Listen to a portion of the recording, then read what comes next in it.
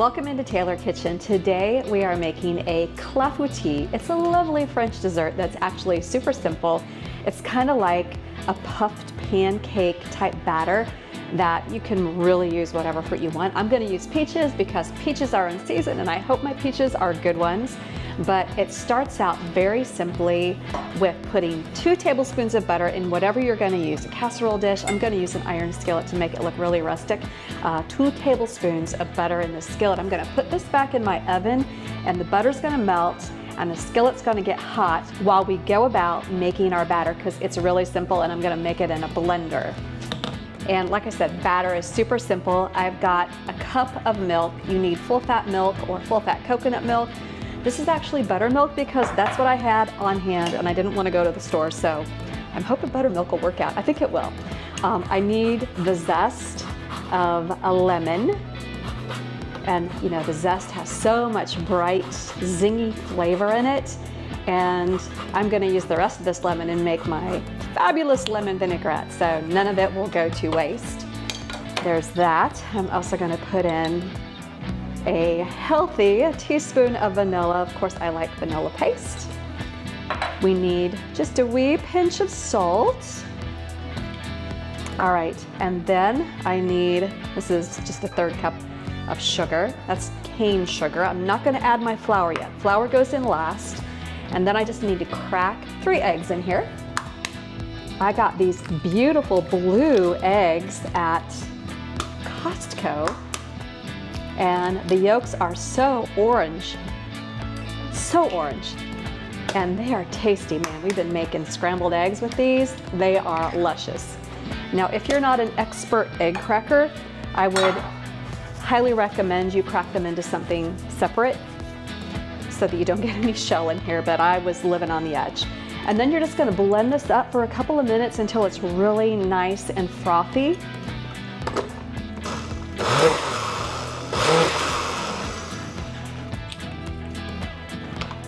All right, now I just need to add in my 1/2 cup of all-purpose flour and kind of gently whiz this. I don't want to overwork that flour. I want the batter to remain nice and light and fluffy. Now we're going to work on the peaches, and I was hoping these were freestone peaches, the kind that you twist and just the pit comes out very easily, but they're not. So I'm having to cut them. And then I'm going to slice them thinly. And I am not taking the skin off of my peaches. If you want to take the skin off of your peaches, you can do that. You can use nectarines, you can use plums, you can use cherries. Just about any fruit goes into a clafoutis. So good. And you need roughly 2 cups of peaches here. I think I have more than I need, but this will give me lots of peaches for snacking on. So my batter is all ready. Let's get that hot skillet out of the oven. See, the butter is bubbling, and you kind of have to work quickly at this point, because once you put in this batter, the hot skillet and the butter is going to help this start to get a rise on it. It's going to be so delicious and puffy. Now, I kind of want the peaches to look pretty as they're laying in here, but I don't want to interfere with the puff that's going to be going on. So I'm just going to kind of semi-artfully arrange them around this clafoutis. When I first made a clafoutis years ago, I was quite young, and I called it a clafoutis. And then I saw Ina Garten make one, and she called it a clafoutis, and I'm like, that sounds so much more lovely.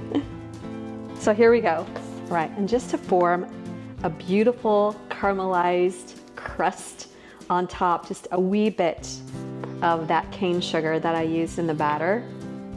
And this is gonna go into my 350 oven for about ½ an hour.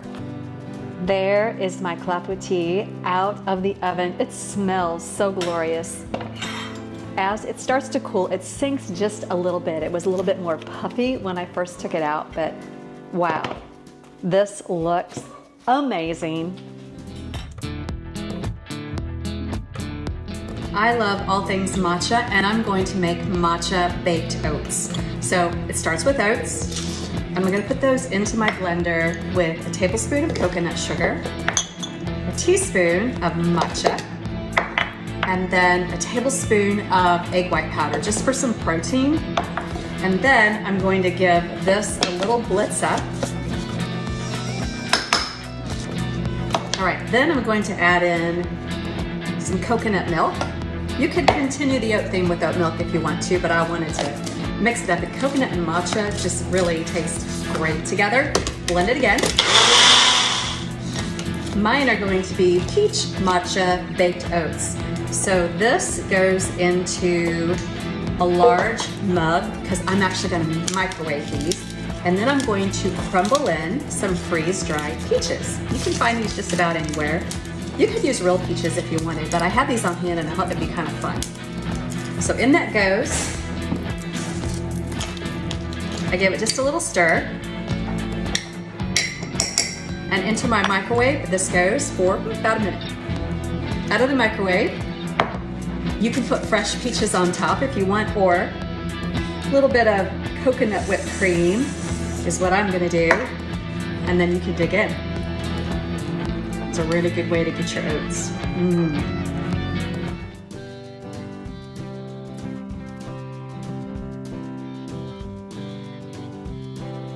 I have a very easy and elegant recipe for you. It's my goat cheese peach basil stuffed chicken breast. Sounds good, right? Let's get rolling on this. So in here, I have a log of goat cheese, and I'm just going to grate in a clove of garlic. Simple ingredients, and it goes by very quickly. So there's my garlic. I'm gonna add a little bit of salt in this. And then my basil was looking kind of puny in my garden. I'm gonna save that then for some garnish. So I'm going to add a tablespoon of the dried, kind of like the freeze-dried stuff that you find in the grocery store. Either works well. If you can find really good basil, go for it. And then I'm just gonna mash this up a little bit, mix it all together, and then we're gonna end up stuffing this in the chicken breast along with some peach slices. You can also use nectarines if you want, and I'm not gonna remove the skins. So totally up to you. Set that aside, and then I just need to make some slices with these peaches. Once I get my hands in the chicken, I'm not gonna be able to touch anything else. So I wanna have this all ready to go.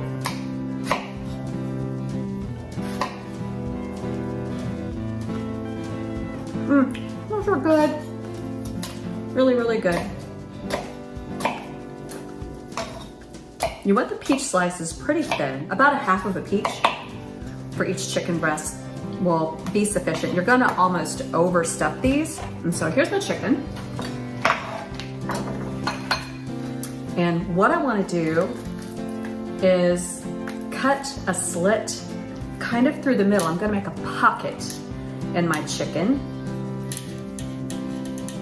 So it goes, so you can open it up like that. And we're gonna use some toothpicks to close it. But there's my pocket in that one. Perfect. And do that on the chubby side of the chicken breast.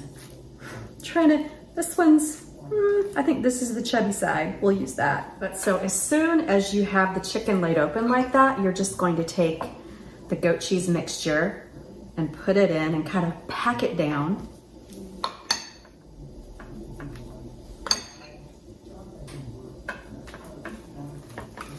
So it looks like that.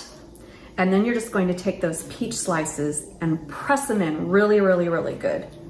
All right, so you can see I've got my peaches, I've got my goat cheese, I've got my basil, and I'm gonna close this up like so.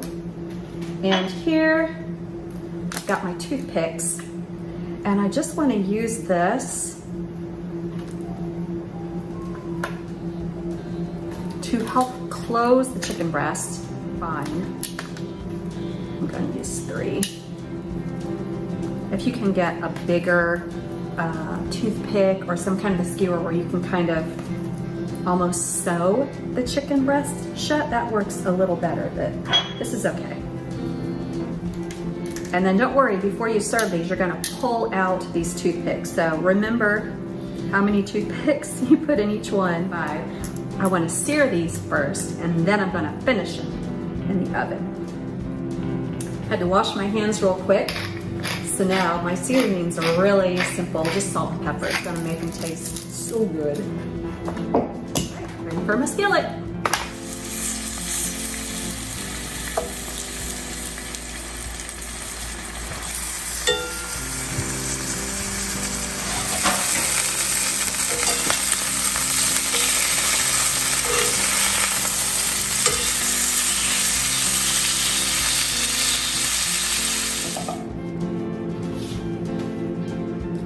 My chicken is golden and glorious.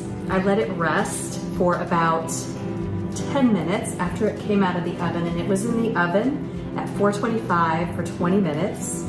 I'm taking those toothpicks out, and then I just want to give it a slice. Oops, there's another one. I thought there were 3 in there. Oh, wow.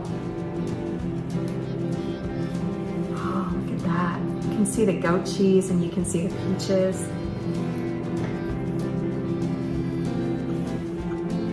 Oh my goodness. I'm going to make the most spectacular roast chicken dish today using the humble and inexpensive chicken thigh, roasting it with some fennel and with some peaches and some basil. It's going to be so wonderful. Very few ingredients and it comes together so quickly. Just roast in the oven for a bit of time and then we'll be done. I've got my peaches here and I just want to take this, these are freestone, we'll see how free they are. But you want to slice your peaches in wedges and we're just going to put them skin on and all in my roasting pan that I've got right here. All my peaches go in the roasting pan. And then I cut up the fennel. Now for fennel, I usually take off the tops and the bottoms, cut them in half, and then often the outer core is not going to roast up very nicely and won't be very nice and melty. If you've never tried fennel, try fennel. It is so good. I like it raw, but when it roasts, it becomes something so mysterious and delicious. It's absolutely spectacular, and this will roast down into beautiful, tasty morsels. And all those go right into my peaches in my roasting pan too. All right, and go the fennel. Now if you can see, I just want to mix that up a little bit. I'm going to drizzle it with a tiny bit of olive oil. And it needs some pepper. And it needs a nice pinch of salt. Then we add our chicken thighs. These are skin on, bone in chicken thighs. You're gonna want the bone in because that's a lot of flavor. And you're gonna want the skin on because the skin just helps the fats to roast down into those beautiful peaches and that fennel, and makes it so incredibly flavorful, and will also give you a nice sauce kind of at the end. Olive oil, more salt. Chicken needs a lot of salt. I'm gonna be pretty generous on the skin because I love a nice crispy skin. Salt and olive oil are gonna help that along. And more pepper.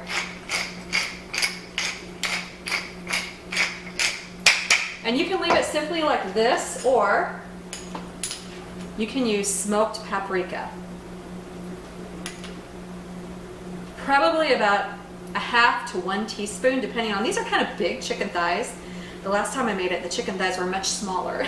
So I want to be generous with this as well, because man, the flavors from all these things as they drip down into those roasting juices, fabulous. All right, this is going to take about 45 minutes, maybe a little bit less. But all you gotta do is let it roast and it comes out just gorgeous. This is out of the oven. It smells so good. The smoked paprika hits you right away. This just, I see all those juices down in there.